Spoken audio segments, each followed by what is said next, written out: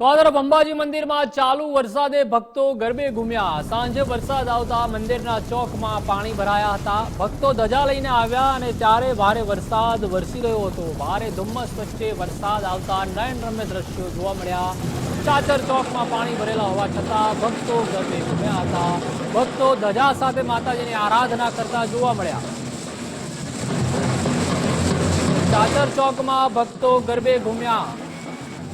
વધુ માહિતી માટે સંવાદદાતા શક્તિસિંહ જોડાઈ ચૂક્યા છે। શક્તિસિંહ, જે રીતે ગુજરાતીઓ જાણીતા છે પોતાના ગરબા માટે વિશ્વભરમાં, અને જ્યારે અંબાજી પહોંચ્યા હોય માતાના ધામમાં ત્યારે ભલે વરસાદ વરસે, ગરબા તો ચાચર ચોકમાં ગાવા જ પડે।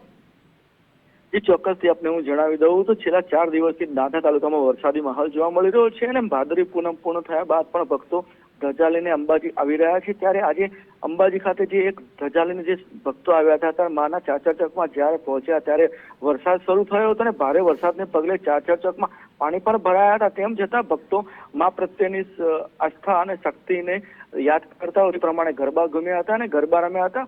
આવનારા 3 ઓક્ટોબરથી માતાજીના નવલા નોરતાની શરૂઆત થઈ રહી છે, ત્યારે હાલમાં પણ ભક્તો માતાજીની આરાધના કરતા જોવા મળી રહ્યા છે અને ચાલુ વરસાદની અંદર પણ માતાજીની આરાધના કરી હતી અને માને યાદ પણ કર્યા હતા।